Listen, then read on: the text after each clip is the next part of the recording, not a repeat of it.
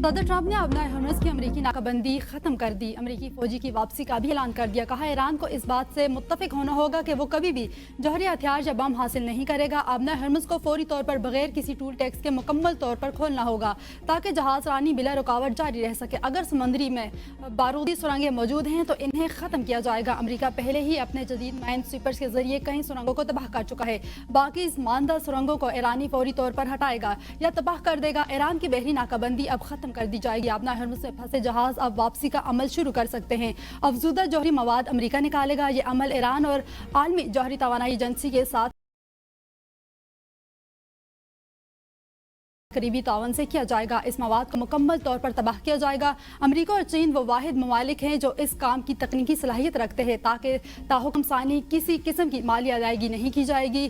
कम अहम अमूर पर इत्तफाक हो चुका है।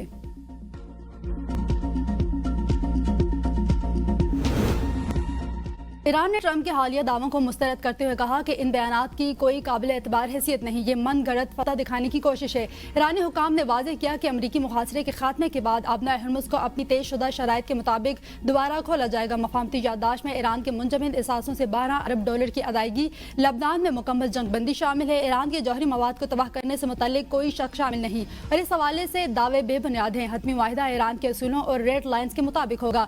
किसी भी वादा खिलाफी की सूरत में फौरी और मुतबादल अमल दिया जाएगा। ईरानी सदर पज़ेश्कियान का कहना है कि ईरान जौहरी हथियार बनाने का ख्वाहिशमंद नहीं, हम मुज़िल्लत के साथ सिफारतकारी नहीं करते। ईरान ने सिफारती हल की कोशिशों के सिलसिले में दो ममालिक के किरदार को हमेशा सराहा है। स्पीकर बाकर कालिबाफ ने कहा कि हमें वादों गारंटियों पर कोई एतबार नहीं, अमली इकदाम ही असल म्यार हैं। जब तक दूसरा फरीक अमली कदम नहीं उठाता हम कोई इकदाम नहीं करेंगे। किसी भी माहिरे का असल फतह वो होता है जो अगले दिन से जंग के लिए बेहतर तैयारी करे।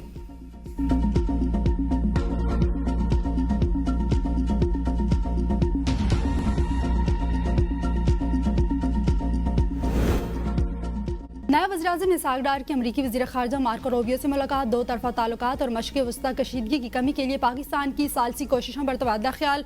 मुलाकात का आलमिया जारी। अमरीकी वज़ीर ख़ारजा ने हित्ते में अमन इस्तेहकाम, जंगबंदी और ईरान से मुज़ाकरात में पाकिस्तान के किरदार को सराहा। दोनों रहनुमाओं ने पाकिस्तान और अमरीका के दो तरफ़ा ताल्लुकात में मस्बत पेशरफ्त पर इत्मीनान का इज़हार किया। तजारत और सरमायाकारी, सिक्योरिटी और इंसदादी दहशतगर्दी समेत बाहमी दिलचस्पी के तमाम शोबों में ताउन मज़ीद मजबूत बनाने पर इत्तफाक किया गया। मुलाकात के बाद इसहाक डार ने प्रेस कॉन्फ्रेंस में कहा कि मार्को रूबियो के साथ मुलाकात हौसला अफजा रही। पाकिस्तान की कोशिशों से अमरीका और ईरान मुज़ाकरात की टेबल पर आए हैं। मार्का हक में पाकिस्तान को अजीम फतह मिली। बैरूनी सरमायाकारों के लिए साजगार माहौल फराहम कर रहे हैं। वज़ीर आज़म के दौरे चीन के दौरान BN2B तारीखी मुआहदे हुए हैं। अमरीका और ईरान माहिदे के बहुत करीब आ चुके हैं। नायब अमरीकी सदर जेडी वेंस की सहाफ़ियों से गुफ्तगू। कहा दोनों ममालिक के दरमियान माहिदे पर काफ़ी पेशरफ्त हुई है। हम चंद नुकात पर एक दूसरे से बातचीत कर रहे हैं। उम्मीद है बातचीत का सिलसिला जारी रहेगा और ऐसा वक्त आएगा जब सदर ट्रंप माहिदे की तोसीह कर सकेंगे। ताहम यह मामला अभी हतमी मरहले तक नहीं पहुंचा, इसका फैसला होना बाकी है। अमरीका इस पोजीशन में है कि तेहरान के जौहरी प्रोग्राम को पीछे धकेल सकता है।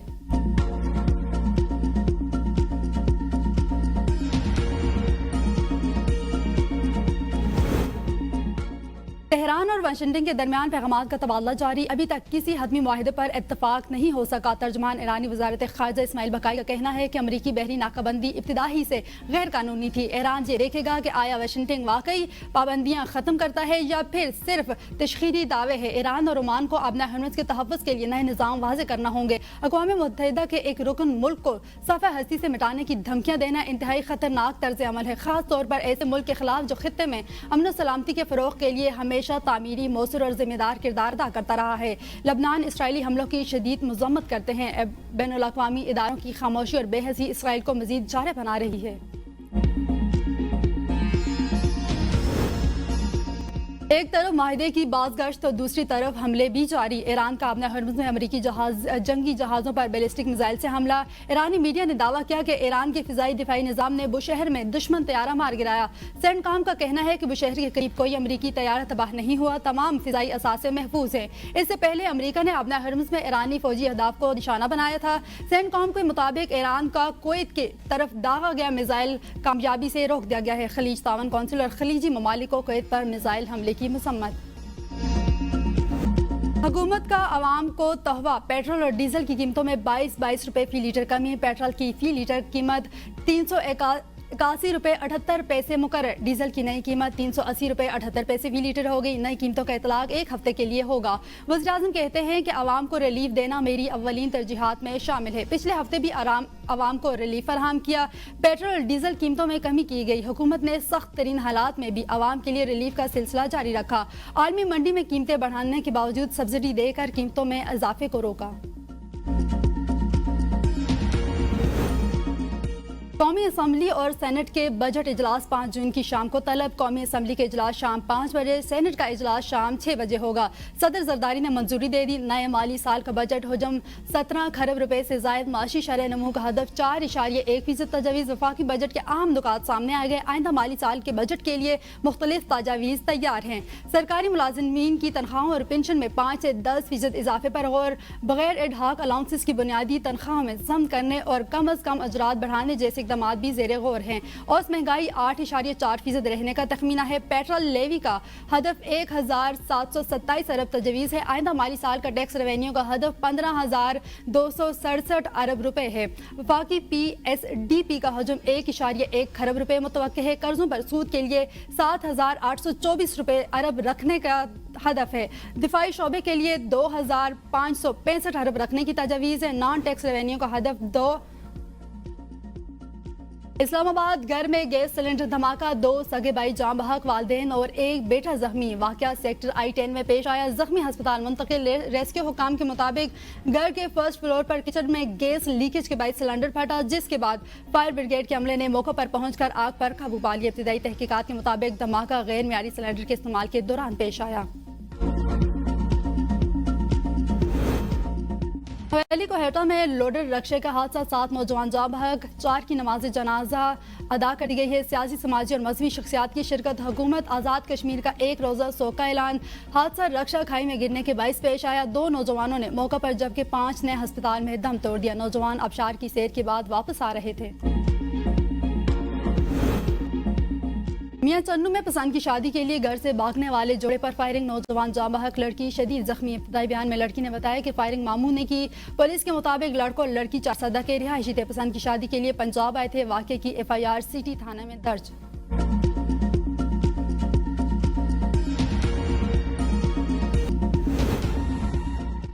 दरिया सुनाब में पिकनिक का दिलखराश हादसा, एक ही खानदान के 8 खातीन पानी की तेज लहरों में बह गई। एक खातून और 3 नौजवान बच्चियों को मकामी अफराद ने बचा लिया। एक खातून जाँ बहक, दीगर लापता खातीन की तलाश के लिए रेस्क्यू ऑपरेशन जारी। इस्लामाबाद समेत कई शहरों के जंगलात में आग भड़क उठी। बाराकाहू और गोलरा के करीब जंगलात में लगी आग से वसी रकबा जलकर खाकस्तर, कोटली, सतिया के मुख्तलिफ इलाकों में जंगलात में लगने वाली खौफनाक आग ने वसी रकबे को अपनी लपेट में ले लिया। मकामी अफराद की अपनी मदद आप के तहत आग पर काबू करने की कोशिश। दुश्वार गुजार पहाड़ी इलाका और तेज हवाओं के बाइस आग पर काबू पाने में मुश्किलात। कीमती दरख्तों, पौधों और जंगली हयात को शदीद नुकसान पहुंचने का खदशा।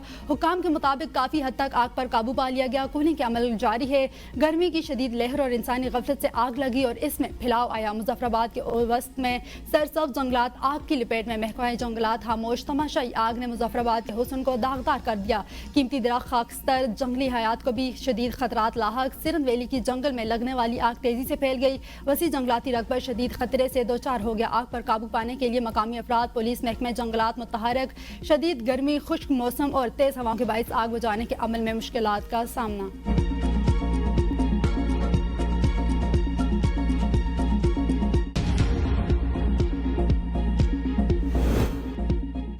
मुल्क भर में गर्मी का पारा हाई, दर्जा हरारत 52 सेंटीग्रेड तक पहुंच गया। हीट वेव के बाइस लोगों का घरों से निकलना महाल। सड़कें, गलियां, बाजार और कारोबारी मराकज़ सुनसान।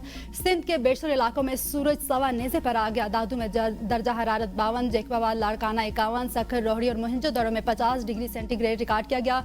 जनूबी पंजाब के मुख्तलिफ इलाकों में गर्मी की शिद्दत बरकरार। पंजाब में सबसे ज्यादा दर्जा हरारत डेरा गाजी खान में 47 डिग्री रिकॉर्ड किया गया। फैसलाबाद 45, सरगोदा और मुल्तान में 44 सेंटीग्रेड रिकॉर्ड किया गया। इस्लामाबाद में 38, लाहौर में 36, कराची में 35, क्वेटा में 32 और पेशावर में 40 डिग्री सेंटीग्रेड रिकॉर्ड किया गया।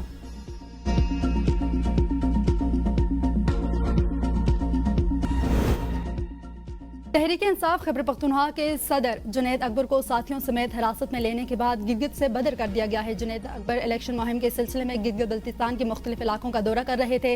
जुनैद अकबर ने कहा कि मुझे कहा गया कि आपकी NOC नहीं है, इसलिए आप गिलगित से निकल जाएं। उन्होंने सवाल किया, क्या गिलगित बल्तिस्तान पाकिस्तान का हिस्सा नहीं है? वज़ीर आला KP के सुहेल आफरीदी ने कहा कि गिलगित बल्तिस्तान में जारी हुकूमत बनाने की कोशिशें जारी हैं। अपने पार्लियामेंटेरियन के साथ नारवा सलूक के बारे में सवाल करने वहाँ मैं खुद जाऊँगा। ये रवैया पाकिस्तान को नुकसान पहुँचा रहा है। ऐसे रवैयों से नफरतें बढ़ती हैं। इलेक्शन में लेवी पेलिंग फील्ड ना देकर जमहूरी निज़ाम को तबाह किया जा रहा है। चेयरमैन PTI बैरिस्टर गौहर ने कहा कि जुनैद अकबर को इलेक्शन मुहिम से रोकना काबिल मसम्मत है। मुल्क भर में लोगों को जाने की इजाज़त होनी चाहिए। गिलगित बल्तिस्तान में भी सियासी स्पेस न देना जमहूरियत का नुकसान होगा। इलेक्शन कमीशन यकसा इलेक्शन मुहिम का मौका दे।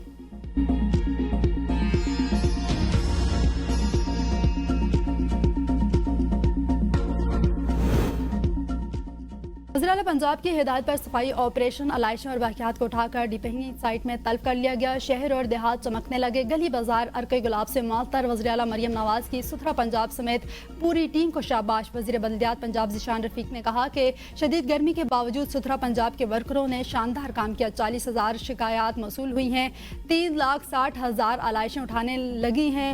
सड़कों को अर्के गुलाब से धोया गया है। वज़ीर आला ने तीनों दिन खुद सफाई ऑपरेशन की निगरानी की। मरियम नवाज का ईद उल अज़हा पर सुथरा पंजाब के वर्कर्स के लिए 10-10 हज़ार इनाम देने का ऐलान।